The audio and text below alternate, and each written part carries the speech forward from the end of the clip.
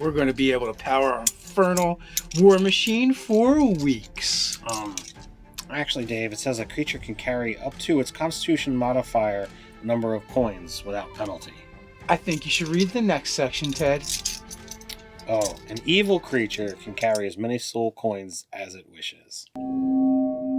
Let's talk about 3 D&D magic items that'll damn your soul.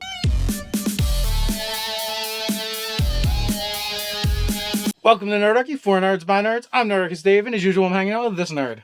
Nerdarchy Ted. Maybe it's your first time visiting Ted's Basement. It's a place where we like to discuss news, views, and homebrews for 5th edition Dungeons & Dragons. Sometimes we even talk about other role-playing games. So if you don't want to miss a single video, don't forget to hit that subscribe button and attune to that notification bell. All right, 3 D&D magic items that'll damn your soul. And 2 of them are going to come from the new book, Descent into Avernus, which you can now pick up on D&D Beyond and pre-order it, or from Amazon and pre-order it, or wait till it comes out at your flags. But, since we're talking about Descent into Avernus and, being able to pre-order it, we might as well mention our sponsor, D&D Beyond, because you can go over there, you can pick up the book right now and pre-order it. By the time this video goes up, it might even be available. You're going to want to take a look. But not only that, over on D&D Beyond, there are so many great features that you can look at. They have plenty of free stuff. You can look at the new Unearthed Arcanas. You can look at the SRD information. They have articles. They have videos. It's just a great place to just go hang out. We use it to, research stuff for those videos. But, if you're not happen to be a YouTuber, you can still use it for creating your campaigns, creating your characters. If you create a campaign, you can share it with people so they can be able to know what's going on in your game, have everything all linked together. It is a super useful, helpful tool. Highly recommend you check it out. So do us a favor and check out our sponsor, D&D Beyond. We're going to be talking about magic items. We are not going to be talking about artifacts, because there are some really evil artifacts. And we picked, our top 3. It just so happens that 2 of them are in the Avernus book. And we're actually just going to read them to you because they're new and you may have not seen them yet. All right, so first off, as we previously mentioned, those soul coins. It's a wondrous item, and it is uncommon. Soul coins are about 5 inches across and about 1 inch thick, so they're pretty big. Minted from infernal iron, each coin weighs 1/3 of a pound and is inscribed with infernal writing and a spell that magically binds a single soul to the coin. Because each soul coin has a unique soul trapped within it, each has a story. A creature might have been imprisoned as a result of defaulting on a deal, while another might be the victim of a night hag's curse. To hold a soul coin is to feel the soul bound within it, overcome with rage or fraught with despair. An evil creature can carry as many soul coins as it wishes, up to its maximum weight allowance. A non-evil creature can carry a number of soul coins equal to or less than its Constitution modifier without penalty. A non-evil creature carrying a number of soul coins greater than its Constitution modifier has disadvantage on attack rolls, ability checks, and saving throws. A soul coin has 3 charges, and you can expend 1 charge to do one of the following. You siphon away some of the soul's essence and gain 1d10 temporary hit points. Or you can query. You telepathically ask the soul a question and receive a brief telepathic response, which you can understand. The soul only knows what it knew in life, but it must answer you truthfully and to the best of its ability. The answer is no more than a sentence or 2, and it might be cryptic. You can attempt to free a soul, should you so choose. Casting a spell that removes a curse on a soul coin frees the soul trapped within it, as does expending all of the coin's charges. The coin itself rusts from within and is destroyed once the soul is released. A freed soul travels to the realm of the god it served, or the outer plane most closely tied to its alignment, DM's choice. The souls of lawful evil creatures released from a soul coin typically emerge from the river Styx as Lemure devils. A soul can be freed by destroying the coin that contains it. A soul coin has AC 19, 1 hit point for each charge it has remaining, and immunity to all damage except for that which is dealt by a hellfire weapon, or an infernal war machine's furnace, which is not good, for the soul anyway. Freeing a soul from a soul coin is considered a good act, even if the soul being released is evil. But wait, we're still not through yet. It is hellish currency. Soul coins are the currency of the 9 hells and are highly valued by devils. The coins are used among the infernal hierarchy to barter for favors, bribe the unwilling, and reward the faithful for services rendered. Soul coins are created by Mammon and his greater devils on Minaros, the third layer of the 9 hells, in a vast chamber where the captured souls of evil mortals are bound into the coins. These coins are then distributed throughout the 9 hells to be used for goods and services, infernal deals, dark bargains, and bribes. Does not sound good at all. So yes, you're using the souls of the damned as currency, and you can basically tap in them to do some cool magic stuff. If you're a good hero and you get one of these things, you can ask 3 questions and let it go off to where it's supposed to, and you'd be doing a good act. So that is our first magic item, the soul coins from Descent into Avernus. Next up, what do we have? So we actually have the Infernal War Machines. And while they themselves are more of a vehicle, the actual engines within these things are utterly, utterly disgusting. So let's look at how these things are fueled. Soul fuel. The engine at the heart of every infernal war... It sounds like an energy drink. Soul fuel! The engine at the heart of every infernal war machine has a furnace fueled by soul coins. Among the vehicle's helm control is a narrow slot into which soul coins can be fed. Soul coins placed in the slot tumble into the furnace, which has 2 size categories smaller than the vehicle containing it.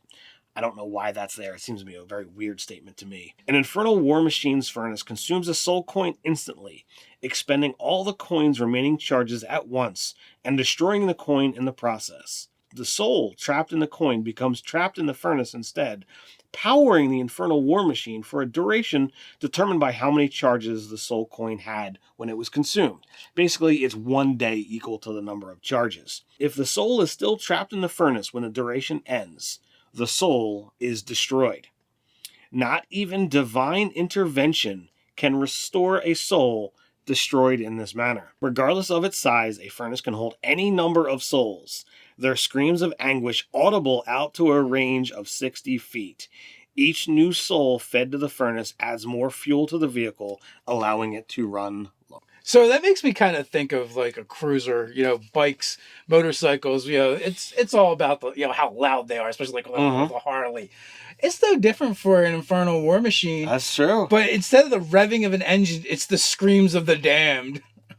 So there's nothing in here that I've seen or read that says how do you get a soul out once it's inside.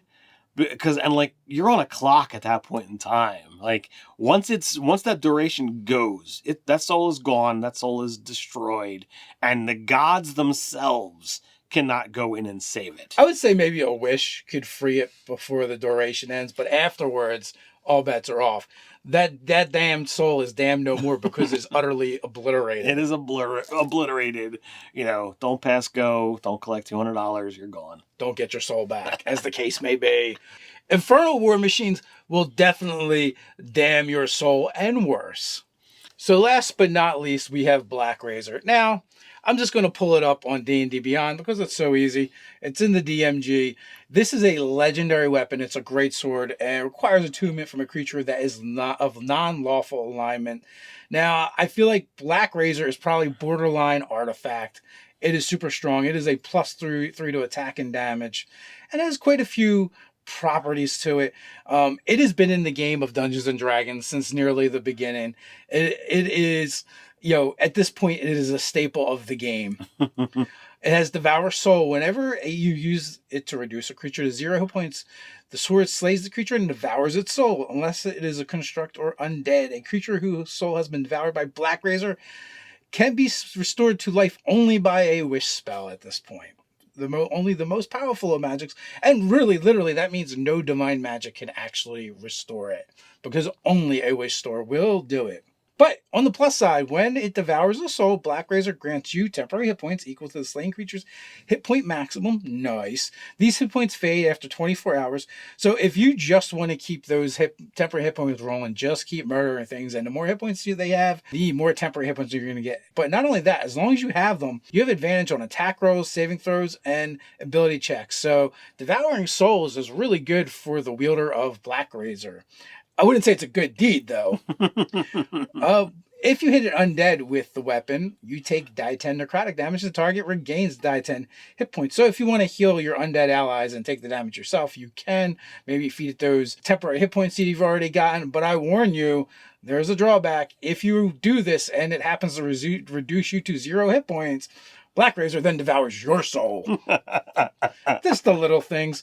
Black Razor itself, not you, can cast a haste spell on you when it wants to and feels it is necessary, and it maintains the concentration. I love magic items that, can cast spells on you when they want to. I find that stuff is amazing. Did we mention that Black Razor has sentience?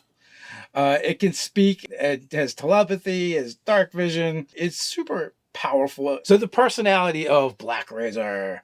Black Razor speaks with an imperious tone as though accustomed to being obeyed. The sword's purpose is to consume souls. It doesn't care whose soul it eats, including the wielder's. The sword believes that all matter of and energy sprang from a void of negative energy and one day returned to it. Black Razor is meant to hurry the process along. Despite its nihilism, Black Razor feels a strange kinship to Wave and Whelm, two other weapons locked away under White Plume Mountain, and wants the three weapons to be united again and wielded together in combat, even though it violently disagrees with Whelm and finds Wave tedious. Black Razor's hunger for souls must be regularly fed. If the sword goes 3 days or more without consuming a soul, a conflict between it and its wielder occurs at the next sunset. This thing will absolutely not only damn your soul, but devour it if you do not keep it fed and happy. Now, some of the magic items that, we looked at when doing this video, seem like these guys, they're cursed. They've got all of these awful things, and that's true. Those things absolutely do those. But there's no curse about Black Razor. You can choose to break your attunement and put the sword down and walk away. All of the things that Black Razor does are a choice. You are choosing to use this weapon. With one caveat. It's an intelligent sentient item, so it could technically force a personality conflict on you if you went to drop the attunement. And if it liked you and you lose the conflict with it, the contest, you could end up being stuck with Black Razor. Well, in one edition of the game, there was a puppet of Black Razor. It was just like a meaningless stat block that the creature itself wasn't anything, and you were just fighting Black Razor. Yeah. Because, it had dominated the personality. So I thought that was kind of an amusing thing. But yeah, well, in that sense, Black Razor, you could make Black Razor the villain of your game, right? It could be dominating someone, and they're the tool that Black Razor is wielding to be wielded. Yes. So that is definitely a way to go. But yes, these are 3 magic items that we thought would be fun to discuss a little bit and share with you what we've learned from Descent into Avernus as well. So the question is, what kind of soul-damning magic items are in your game? Have you made up your own? Have you used them as a player? Let us know down in the comments below. But before we head on out, let me take a moment to invite you to join Nerdarchy, the adventuring party. Ted, what can they expect over there? Over on Patreon, we're creating products for 5th edition Dungeons & Dragons that players and DMs alike can drop right into their game. But that's not all. We do monthly giveaways, and our patrons are automatically entered. We do weekly hangouts with our patrons and more. So quest on down to the description, join the Nerdarchy and adventuring party on Patreon, and until next time, stay nerdy.